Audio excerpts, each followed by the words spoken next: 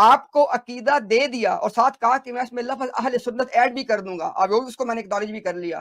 میں نے آپ سے کہا کہ آپ کے پاس 4 ہفتے کا ٹائم ہے، اہل سنت کے جو مکاتب فکر ان کا کوئی عالم معتبر لے آئیں جو کہہ دے کہ جو عقیدہ امتیاز نے پیش کیا ہمارا نہیں ہے، تو میری بات غلط ثابت ہو جائے گی. قاسم نانوتوی رحمہ اللہ ہوں، امام احمد رضا بریلوی رحمہ اللہ ہوں، دونوں کا عقیدہ ختم نبوت بھی وہی تھا جو میں نے پیش کیا، دونوں کا عقیدہ نزول عیسیٰ ابن مریم وہی جو میں نے پیش کیا.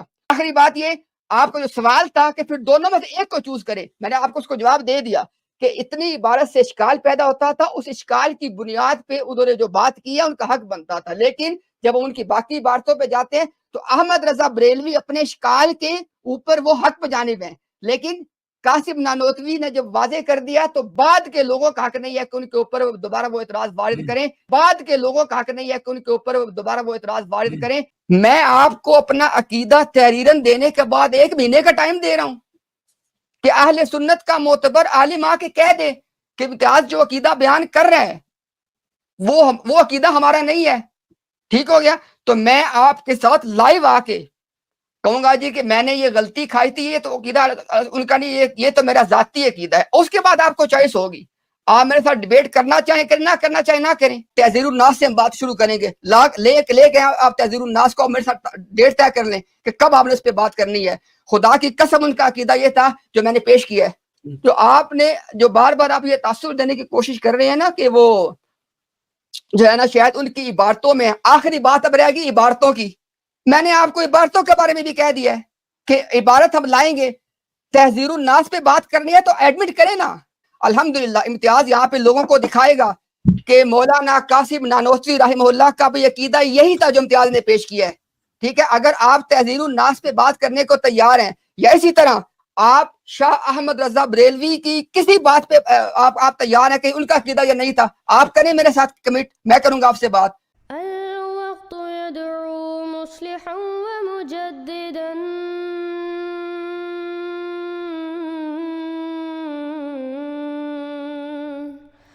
فارنوا بنظر طاهر وجنان.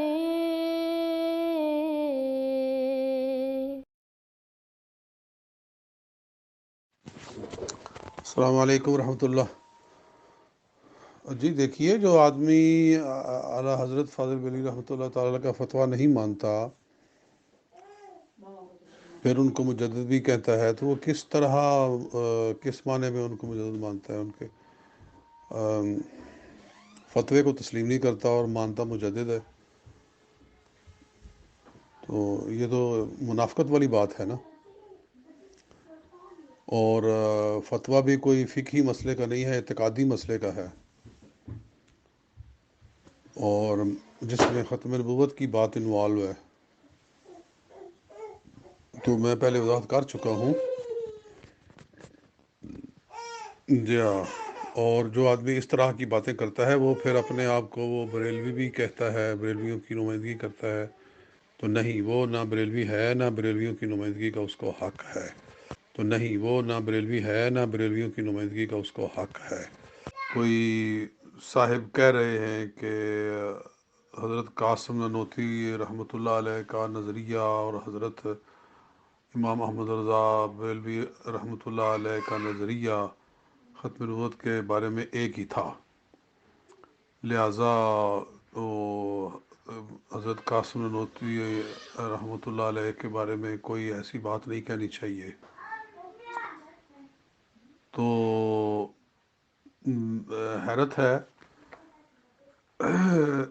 جب تک اس عبارت کو کفریہ نہیں سمجھا جائے گا جو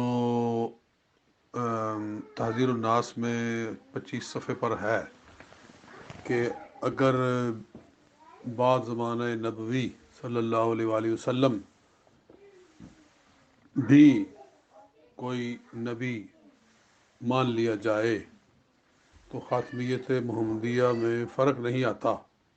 یہ جو الفاظ ہیں، ان الفاظ سے جب تک براءت نہ کی جائے کہ یہ الفاظ کفریہ ہیں، اور جو بندہ بھی یہ الفاظ اس طرح سے بولے وہ دار اسلام سے خارج ہو جاتا ہے. ایک آدمی کہتا ہے جی میں حضور صلی اللہ علیہ وسلم کو آخری نبی مانتا ہوں، آخری نبی مانتا ہوں، لیکن اس کے ساتھ ہی وہ اس طرح کے الفاظ بھی بول دیتا ہے، تو پھر ہم کیا کہیں گے؟ جی قاسم نانوتوی صاحب نے ایک حدیث کی شرح کرتے ہوئے وہ بحث میں الجھ گئے اور اتنا الجھے کہ یہ الفاظ بول دیے، اور ان کو یاد دلایا گیا کہ یہ الفاظ آپ نے بولے ہیں تو آپ ان سے توبہ کر لیں، لیکن ان کو بہت دفعہ یاد دلانے کے باوجود بھی وہ ان الفاظ کو انہوں نے واپس نہ لیا۔ اگر واپس لے لیتے تو مسئلہ ختم ہو جاتا۔ میں نہیں سمجھتا کہ کوئی آدمی اپنے آپ کو کہے کہ میں بریلوی ہوں اور پھر وہ اس طرح کا بیان بولے۔ یہ جو جس عبارت کی بنیاد پر قاسم نانوتوی صاحب پر اعلیٰ حضرت فاضل بریلوی رحمۃ علیہ الرحمہ نے حکم تکفیر کیا، وہ عبارت آج بھی موجود ہے، وہ تحذیر الناس کے اندر اسی طرح چھپ رہی ہے، جی اس کو نکالا تک نہیں گیا، اور اس کی جو تعویلات کی جاتی ہیں وہ تعویلات جو ہیں وہ بالکل ناکارہ ہیں۔